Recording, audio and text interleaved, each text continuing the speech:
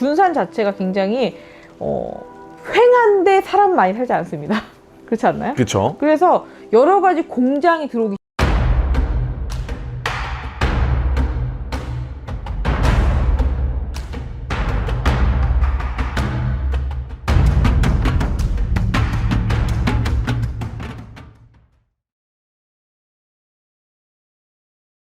식사는 하셨나요?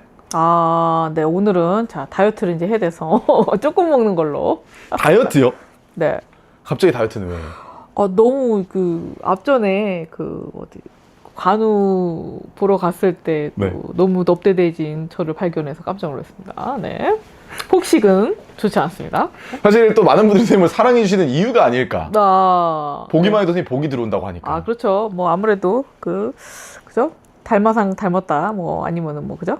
그런 얘기 많이 하시죠. 네. 오늘은 사실 선생님이 기존에 말씀을 해주셨던 예언을 해주셨던 부분에 대해서 네. 한번 영상을 찍어보려고 합니다. 네. 이 데이터 센터죠. 네. 굉장히 선생님이 주목을 해봐도 좋을 것 같다라고 말을 했었고, 그렇죠. 그 중에서 바로 새만금입니다. 아. 현대차 그룹이 9조 원을 들여서 네. AI 로봇 수소 거점을 짓는다고 하는데요. 네. 이로 인해서 젠슨항과 협업을 해서 네. 한국의 AI 밸리를 만든다고 합니다. 그렇죠. 예정되어 있던 거죠. 어떻게 보면. 그러니까 우리나라 새만금 자체가 굉장히 땅이 넓죠. 넓은 데 비해서 활용을 못하고 있던 건 사실이죠. 그래서 그런 부분을 어느 정도 감안을 해서 AIS 에이사 센터를 개발을 해서 전 세계인들이 이용할 수 있게끔 만들겠다는 발표 같아요. 사실 6월 8일 젠슨항에 방한을 했었고요. 네. 엔비디아의 젠슨항과 이 현대차의 정인선 회장님이 만나서 네. 이 새만금을 좀 기점으로 하고 앞으로 좀 키우겠다라는 말을 했는데, 네. 이 굳이 새만금을 키워서 말을 한 이유가 뭘까요? 아무래도 중국과 가까운 것도 있고요. 그리고 입지적으로 봤을 때 지금 서해안 시대죠. 그래서 서해안이 조금 넓으면서도 또 교통 인프라는 지금 서해안 고속도로가 지금 깔려있는 상태에서 물류 거점으로는 최고입니다. 그래서 인천도 지금 인천부터 시작해서 밑으로 지금 여수공단까지 해서 어느 정도 인프라는 깔려있지 활용을 못한 것에 대한 아쉬움을 어떻게 보면 대체하는 것도 되고요. 정주영 회장님이 살아계실 때 예언했던 부분도 새만금과 조금 주셨되지 않나요? 그런 부분도 있을 겁니다. 그래서 우리나라가 발전하기 위해서 여러 가지 단지들이 있었는데요. 그 중에서 새만금을 굉장히 크게 비중을 잡아서 개발했던 건 사실입니다. 그렇지만 새만금이 빛을 보진 못했죠, 지금까지. 그러다가 지금 어떻게 보면 전 세계적인 작업 중에 하나죠.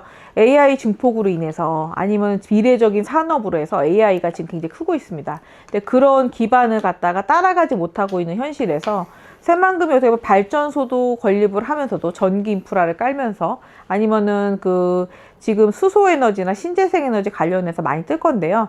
에너지 대체품을 갖다가 개발하거나 어느 정도 시연할 수 있는 공간이 새만금이 된 거죠. 사실 9조 원이라는 돈을 들여서 이 AI 센터를 짓는다고 했는데요. 네. 여기에는 선생님이 말한 것처럼 AI뿐만 아니고 여러 가지 인프라 기업들이 같이 들어갑니다. 그럴 수밖에 없습니다. 왜냐하면 AI 데이터 센터가 건립이 되면은 천문학적인 전기를 생산해서 공급을 해야 됩니다. 그리고 용수 공급도 문제가 되고요. 그래서 아마 거기가 새만금이 그렇지 않습니까? 바다와 육지가 만나는 곳이기도 합니다.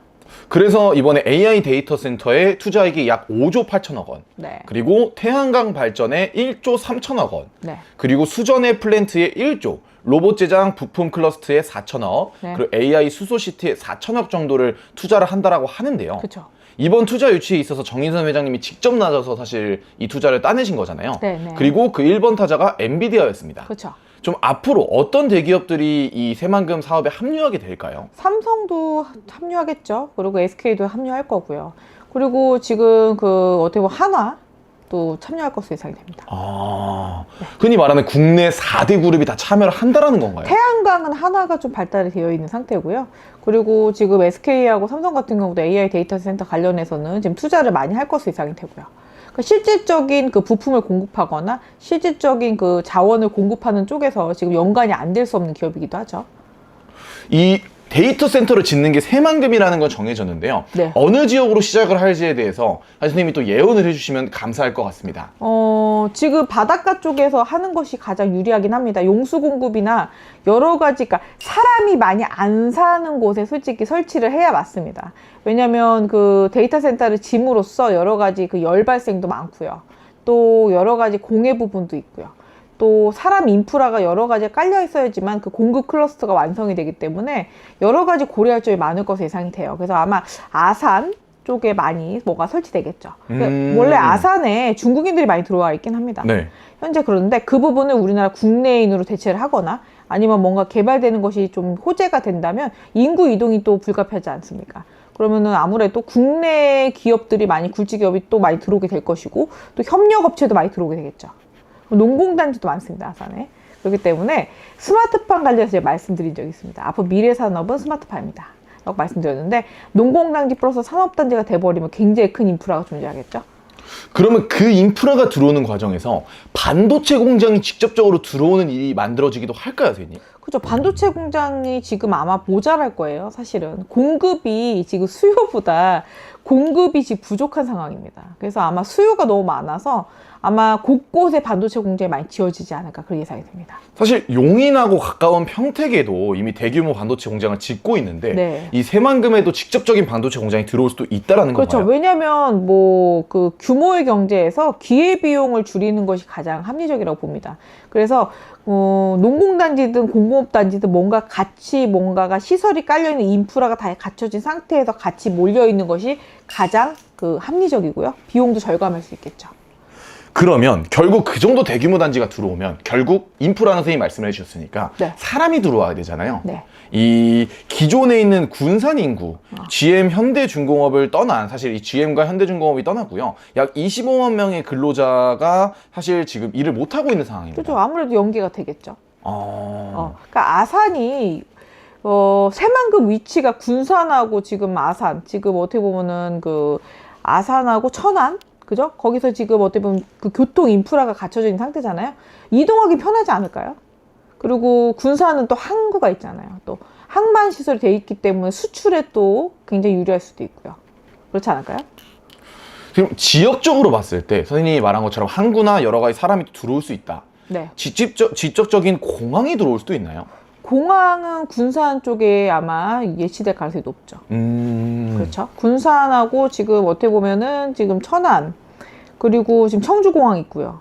그리고 청주에도 반도체 공장 있죠. 맞습니다. 그렇죠. 그러니까 인프라가 어느 정도는 그쪽으로 몰릴 수밖에 없는 구조예요. 천안이 지금 서울하고 지금 인프라 교육 교통 요충지잖아요. 천안이 중간에 있고, 그리고 그것이 이제 아산까지 이제 서해안 고속도로 들어오면서 많이 펼쳐진 건 사실이죠. 그러니까 서해안 고속도로의 계획이 아무래도 빛을 발하겠죠. 인천까지도 또 연결되지 않습니까? 결국에 이 새만금 직접적으로 좀 공항이 들어오긴 어려울 수 있다라는 거네요. 그렇죠. 새만금에 직접 공항을 설치하기에는 인천에 송도도 있고 여러 가지 뭐 물류 인프라가 있어야 되거든요, 사실은요. 근데 그게 우리나라가 엄청나게 크지 않습니다. 그러니까 한두 시간, 3시간 그 이내 경로에 있기 때문에 그 주변에 있는 도시랑 인프라가 깔려 있다고 해도 충분하다고 봅니다. 미국만한 크기 사이즈는 아니잖아요, 사실은. 그렇기 때문에 밀집되어 있는 밀집도가 우리나라 국가가 엄청 넓지 않기 때문에 충분히 가능한 일이라고 봅니다. 그럼 새만금 지역에 사실 선유도나 신시도 같은 해양 관광에 대한 얘기도 많이 나오고 있거든요. 일단 사람이 모이면, 그죠? 아니면 AI 자체가 약간의 예술성으로 갈 수 있는 것도 있잖아요. 그렇죠?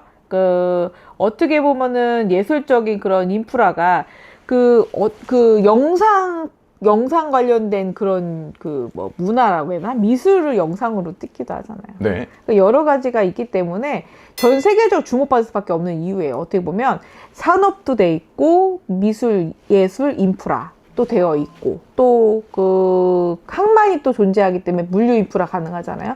또 그리고 군사 시설이나 항만 시설이 있으면 그죠, 군함이라든가 여러 가지 또 제작할 수 있는 것도 되고요.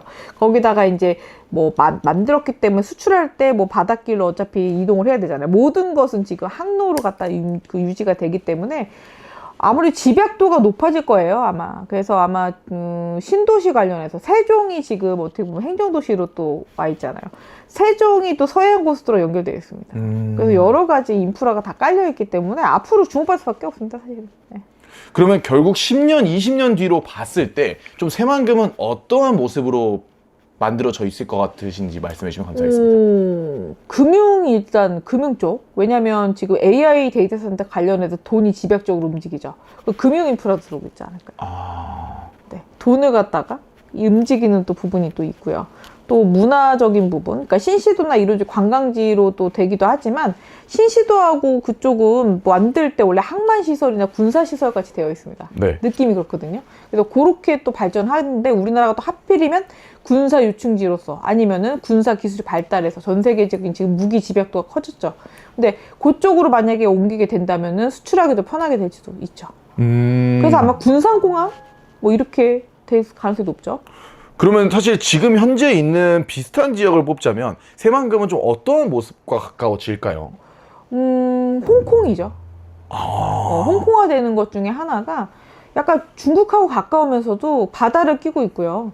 또 여러 가지 또 뭐 강물하고 바닷물이 만난다는 얘기는 민물과 썰물 그리고 그 뭐라고 해수와 그리고 또 해안가가 또 결집되어 있다 보면은 여러 가지 자연적인 그런 경관 자체가 요충지로 또 변화될 수밖에 없는 요충지예요. 사실은 이게 지형적인 것도 커요. 사실은 군산 자체가 굉장히 횡한데 사람 많이 살지 않습니다. 그렇지 않나요? 그렇죠. 그래서 여러 가지 공장이 들어오기 쉬운 입지입니다. 사실은. 그리고 또 용수 공급도 또 원활하고요. 그리고 또 지역적인 그 구획이 굉장히 잘 갖춰 있습니다. 일제 시대 때 군산이 항구였잖아요. 그렇죠. 그래서 그런 그 도시적인 인프라도 잘 깔려 있는 상태입니다. 사실은. 그래서 인프라 있는 데다 인프라를 더하는 건 되게 쉬운 일이에요. 사실은. 그리고 새만금도 마찬가지예요. 땅덩어리는 넓은데 갖다 쓴 게 별로 없습니다. 개발하기 되게 좋다는 얘기입니다. 또 구획을 갖다가 계획도시로 만들었기 때문에 구획 관리가 편하다는 얘기예요. 사실은. 원료에 대한 중심지가 될 수 있다. 그렇죠. 그리고 도로가 일단 다 깔려 있습니다. 사실은. 도로 깔려 있는데 지금까지 아무것도 안 한 거죠. 사실은. 그렇지 않을까요? 좋습니다. 네. 이렇게 해서 새만금 AI 밸류에 대해서 한번 알아봤고요. 네, 네. 또 추가로 궁금하신 점이 있다고 하면 댓글 남겨주시면 감사하도록 하겠습니다.